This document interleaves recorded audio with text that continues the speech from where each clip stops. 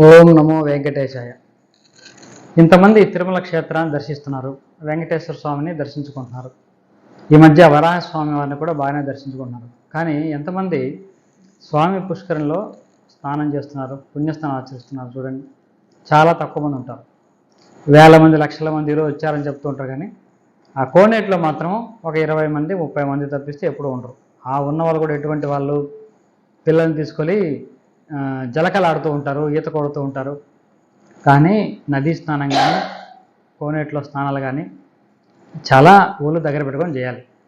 అది మామూలు కోనేరు కాదు, మా స్విమ్మింగ్ పూల్ లాంటిది కాదు. దానికి మహిమ తెలుసుకోవాలి. నోట్లోంచి ఉమ్ము వేయకూడదు స్నానం చేయటప్పుడు. తర్వాత గుడ్డలు ఉతకూడదు. అక్కడ ఎప్పుడు అనౌన్స్మెంట్ చేస్తుండ్రు, షాంపూలు సోపులు వేయకూడదని. ఇవన్నీ ఏమీ పట్టించుకోకుండా యథేచ్ఛగా మన ఇష్టం వచ్చినట్టు మనం చేసుకుంటూ ఉంటాం. ఇవన్నీ కూడా అంత దూరం వెళ్ళి పుణ్యం సంపాదించుకోవాల్సింది పోయి పాపం సంపాదించుకోవడం లాంటిదే లెక్క. కాబట్టి స్వామి పుష్కరిణి విషయంలో చాలా జాగ్రత్తగా ఉండండి. కొండ మీద స్వామి ఎంతటి శక్తివంతుడో అంతటి సమాన శక్తి కలిగినటువంటిది స్వామి పుష్కరిణి.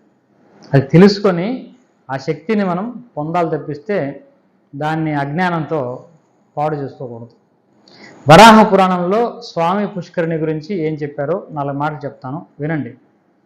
ఇది ముందు ఈ పుష్కరిణి అనేది ఇక్కడ తయారైనది కాదు. వరాహస్వామి ఎప్పుడైతే భూలోకం మీదకి వచ్చాడో అప్పుడు ఇంతకుముందు వీడియోలో చెప్పాం మనం.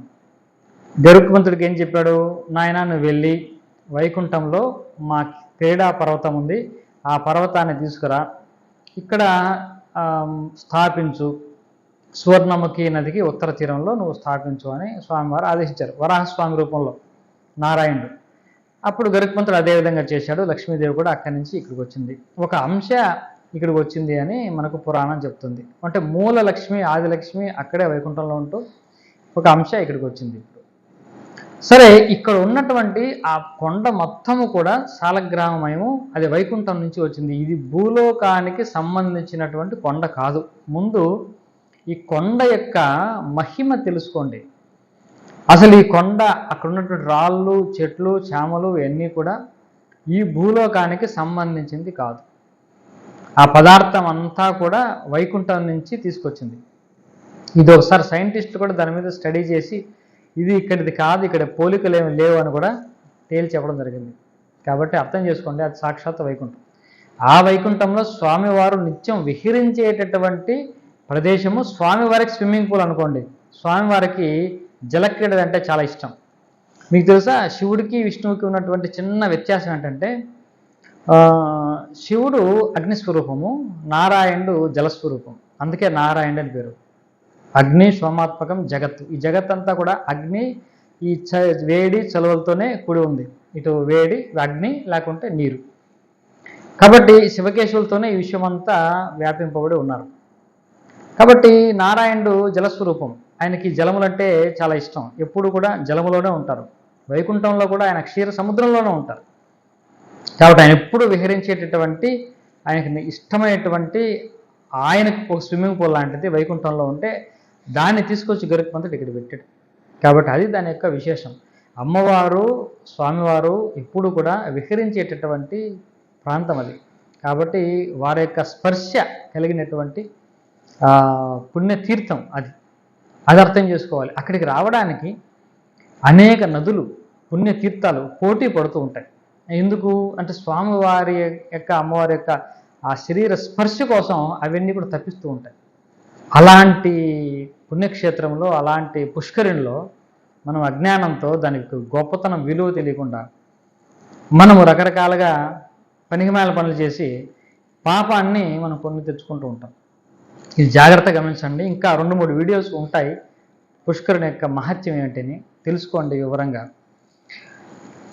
ఇక్కడ వరాహ పురాణంలో చెప్పినటువంటి విషయం ఏంటంటే, స్వామి పుష్కరిణి స్నానం, సద్గురో పాదసేవనం, ఏకాదశి వ్రతం చాపి త్రయం అత్యంత దుర్లభం.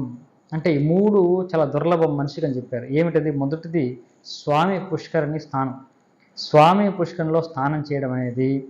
రెండవది సద్గురో పాదసేవనం, సద్గురు యొక్క పాదాలని సేవించుకోవడం. ఏకాదశి వ్రతం, ఏకాదశి వ్రతం చేయడం. ఈ 3 కూడా త్రయం అత్యంత దుర్లభం. మామూలుగా మనిషికి దొరికేది కాదు, ఎంతో పుణ్యం చేసి ఉంటే తప్పిస్తే ఇటువంటి అవకాశం, అనుగ్రహం మనకు లభించదు. అదేవిధంగా ఇంకొక మాట కూడా చెప్తున్నారు, దుర్లభం మానుషం జన్మ దుర్లభం తత్ర జీవనం, స్వామి పుష్కరిణీ స్నానం తత్రం అత్యంత దుర్లభం. అంటే మానుష జన్మ రావడమే దుర్లభం. ఇది అందరూ చెప్పేదే, చాలామంది విన్నదే. మానుష జన్మ రావడం ఒకటి, దుర్లభం తత్ర జీవనం అంటే మనిషిలాగా జీవించడం కూడా దుర్లభమే. చూడండి, చాలామంది మనిషి జన్మే తీసుకుంటారు, మనిషిలాగే ఉంటాడు, కానీ మనిషి లక్షణాలు, మానవత్వం ఏం ఉండదు, పశుత్వమే ఉంటుంది వాడికి.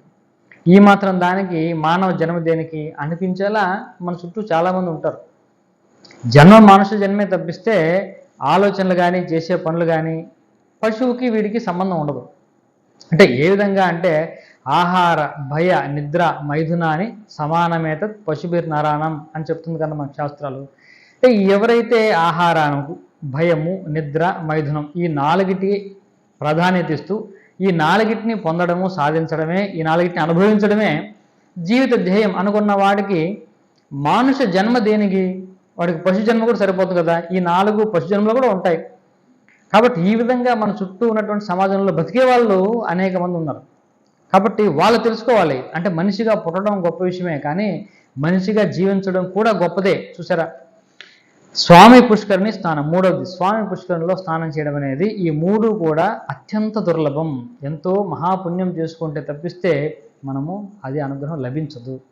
కాబట్టి కొండకెళ్తారు చాలామంది, ఇదే నిదర్శనం. చూడండి, ఎన్ని వేల మంది కొండకెళ్తారో ప్రతిరోజు, ఇన్ని వేల మంది స్వామివారిని దర్శించుకుంటారు. అన్ని వేల మందిలో ఎంతమంది స్వామి పుష్కరిణి స్నానం చేయగలుగుతున్నారు? చూసారా, ఎందుకు? దుర్లభం. అదంత సులభం కాదు. వాళ్ళు అక్కడి వరకు వెళ్తున్నారు, పుష్కరిణిని చూస్తున్నారు, కానీ అక్కడి నుంచి స్నానం చేయాలి, ఆ ఫలితాన్ని పొందాలి అని అనిపించడం లేదు. అంటే దాని అర్థం ఏంటంటే ఇంకా వాళ్ళకి అంత పుణ్యం లేదు అని దాని అర్థం. కాబట్టి స్వామి పుష్కరిణి మనం తక్కువ అంచనా వేయకూడదు. ఇదే వరాహ పురాణంలో ఇంకో మాట చెప్తున్నారు. అక్కడ ఎప్పుడు స్నానం చేస్తే ఎటువంటి ఫలితం వస్తుంది అనేది ఇక్కడ చెప్తున్నారు. ధనుర్మాసే సితే పక్షే ద్వాదశ్యాం అరుణోదయే ఆయాంతి సర్వతీర్థాన్ని స్వామి పుష్కరిణి జలే. మనం ఇందాక చెప్పుకున్నాం కదా, సకల తీర్థాలు, సకల పుణ్య నదులు కూడా ఆ స్వామి పుష్కరిణికి రావడానికి పోటీ పడుతూ ఉంటాయి. ఎందుకు? స్వామివారి యొక్క శరీరాన్ని స్పృశించడం కోసం. కాబట్టి ధనుర్మాసములో శుక్లపక్షంలో ద్వాదశి తిథిలో అరుణోదయం వేళ, సూర్యోదయం వేళ ఆయాంతి సర్వతీర్థాన్ని స్వామి పుష్కరిణి జలే. ఆ స్వామి పుష్కరిణి జలంలోకి అన్ని తీర్థాలు వస్తాయి. ఈ యొక్క బ్రహ్మాండంలో ఉన్నటువంటి సకల తీర్థాలు కూడా స్వామి పుష్కరిణికి ఆ రోజు వస్తుంది. ఆ రోజు చేసినటువంటి స్నానానికి విశేషమైనటువంటి ఫలితం ఉంటుంది. ఆ రోజు అక్కడ స్నానం చేస్తే మనం ప్రతి సర్వతీర్థాల్లోనూ స్నానం చేసినటువంటి ఫలితాన్ని మనం పొందగలుగుతున్నాం. కాబట్టి ఇది స్వామి పుష్కరిణి తీర్థం గురించి మనకు వరాహపురంలో కొద్దిగా చెప్పారు. ఇది తెలుసుకుని మనం స్వామి పుష్కరంలో స్నానం చేయాలి. ఇంకా స్వామి పుష్కరిణి గురించి అనేకమైనటువంటి గాథలు, చాలా విశేషాలు ఉన్నాయి. అది తర్వాత వీడియోలో తెలుసుకుందాం. ఓం నమో వెంకటేశాయ.